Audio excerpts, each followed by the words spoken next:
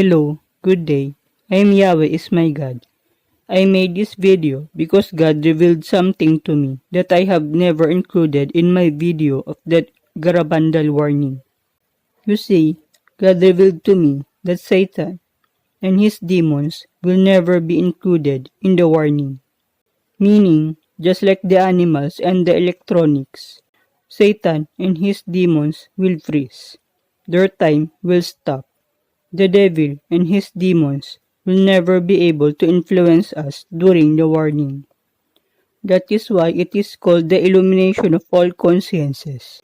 We will be outside the influence of the devil. We will all see the power of God and how great is His ability to stop time. We will see our sins and we will repent, turn away from our sins, and we will return to God. We will all be illuminated and we will be conscious of how sinful we are currently living. God desires for all mankind to repent from our sins. Now this is the part that I had forgot to add to my previous video about the Garabandal warning. During the warning, everything will stop moving except for mankind. In my previous video, I had said that everything will stop moving, including the sun, moon, the animals, the electronics, and that includes vehicles. All will stop moving. But there are actually people whose time will also stop. These people who will become frozen in time during the warning are actually the demons in human form. God told me that the demons in human form are not included in the warning, so their time will stop. During the warning, you will see people whose time will stop. That indicates that they are demons in human form.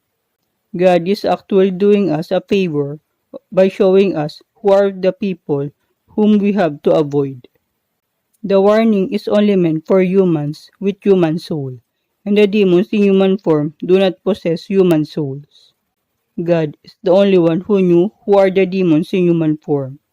So the warning will not only be good for our souls, it will also help us avoid the people who will lead us astray and will guide us to hell.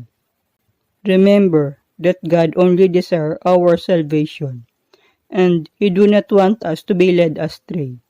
I know that many will not believe me, but no matter how sinful the person is, God desires that person to repent from their sins. So, if God wanted all mankind to repent from their sins, why would some people freeze during the warning? If that person has a human soul, then that person should be able to move during the warning. Remember that everything will stop except for mankind, because God desires all mankind to be saved and repent from their sins. We will be outside of time, so that we could see the presence of God. So why would God freeze the time of some people? Of course, there has to be a reason, right? And that reason is because they are not humans, but they are in fact demons disguised as humans. So it is impossible for them to repent from their sins. Demons in human form cannot repent from their sins because they have lost the ability to feel compassion and love for other beings. They have no heart to begin with. So it is impossible for them to repent. That is why God will freeze their time. Do not be deceived. No matter how much they pretend to be humans, they could never be humans. They are demons through and through. Stay away from people whom you found frozen during the warning. God is serious about the Garabandal warning. I hope that you will all listen to your conscience during that time. Do not be scared of the warning. It will only last for a short amount of time. God will bring back the time again and everything will start moving again. But the experience that you will have during the warning will be profound. It will have a long-lasting effect for billions of people around the world. So God hopes that many will repent from their sins and will change their ways in life. The time will stop so that many people will be saved and will go to heaven.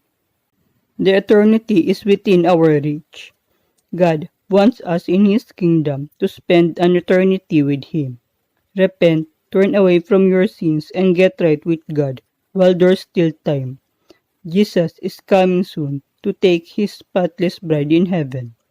Let's all be found spotless with God's help before He returns. That is all. Thank you, and may God bless you.